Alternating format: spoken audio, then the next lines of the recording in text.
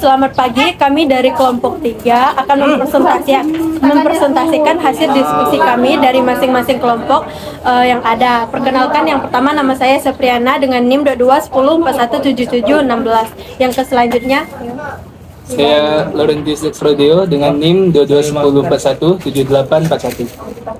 Perkenalkan, nama saya Sari Fitri dengan NIM 2210417745. Perkenalkan, nama saya Priska Indri dengan NIM 2210417746. Perkenalkan, nama saya Selvia dengan NIM 2210417750. Perkenalkan, nama saya Elasari dengan NIM 2210417710. Baik, yang pertama di sini saya akan membahas tentang hasil diskusi saya tentang penggandaan. Dari kelompok yang sudah kami bahas bahwa manajemen penggadaan yaitu merupakan proses perencanaan, pelaksanaan, dan proses penyerahan proyek atau persediaan untuk suatu barang atau produk oleh perusahaan untuk memenuhi kebutuhan persediaan pada suatu perusahaan.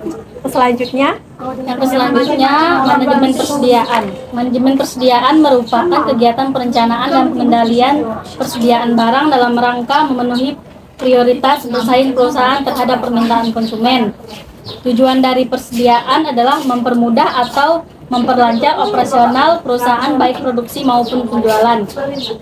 Contohnya, barang habis pakai seperti suku cadang, barang tak habis pakai seperti komponen peralatan dan pipa, dan barang bekas seperti komponen bekas. Fungsi dari manajemen persediaan adalah meminimalisir biaya pengendalian bahan baku supaya tidak terjadi pengurangan maupun penambahan bahan baku. Sekian dari saya.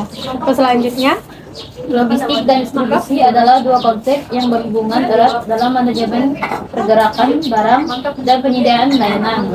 Logistik melibatkan perencanaan, pengorganisasian, pelaksanaan, dan pengendalian.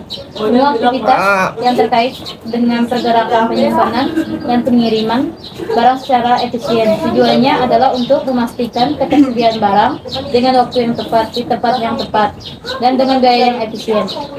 Selanjutnya, dari hasil diskusi yang telah kami dapatkan, penjualan dan pelayanan pelanggan. Penjualan sendiri adalah serangkaian kegiatan yang dirancang dan yang terencana untuk meningkatkan tingkat kepuasan pelanggan berupa adanya perasaan bahwa suatu produk atau jasa yang ditawarkan atau yang diberi telah memenuhi harapan pelanggan tersebut. Nah, sedangkan pelayanan adalah suatu tugas yang menyediakan informasi atau layanan terkait barang dan jasa diperdagangkan sesuai dengan kebutuhan konsumen. Nah, penjualan dan pelayanan pelanggan adalah dua aspek penting dalam menjalankan bisnis untuk memastikan kepuasan dan membangun hubungan jangka panjang pada konsumen. Sekian, terima kasih. Selanjutnya yaitu definisi analisis data. Analisis data adalah proses pengolahan data untuk tujuan menemukan informasi yang berguna yang dapat dijadikan sebagai dasar pengambilan keputusan untuk memecahkan suatu masalah.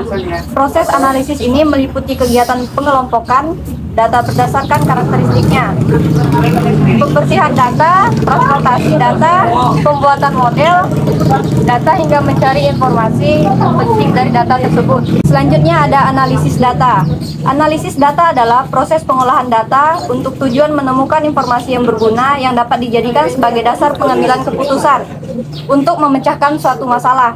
Proses analisis data ini meliputi kegiatan pengelompokan data berdasarkan karakteristiknya, pembersihan data, transformasi data, pembuatan model, hingga mencari informasi penting dari data tersebut.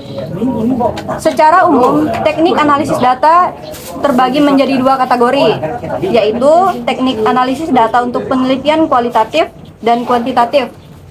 Tujuan analisis data sendiri adalah yang pertama, membuat keputusan bisnis, kedua, meningkatkan kualitas produk atau layanan, dan yang ketiga, meningkatkan efisiensi.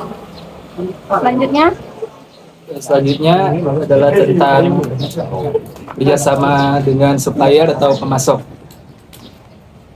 Hasil diskusi dengan expert group saya dapat ditarik kesimpulan bahwa supplier adalah pihak yang penting bagi bisnis.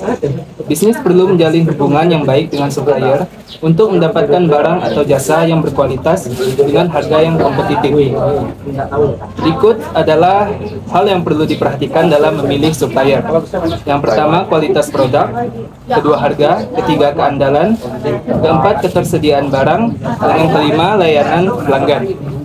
Dengan mempertimbangkan hal-hal tersebut, bisnis dapat memilih supplier yang tepat dan memberikan nilai tambah bagi bisnis.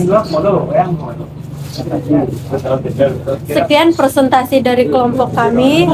Saya ucapkan terima kasih kepada teman-teman sekaligus terima kasih, selamat siang.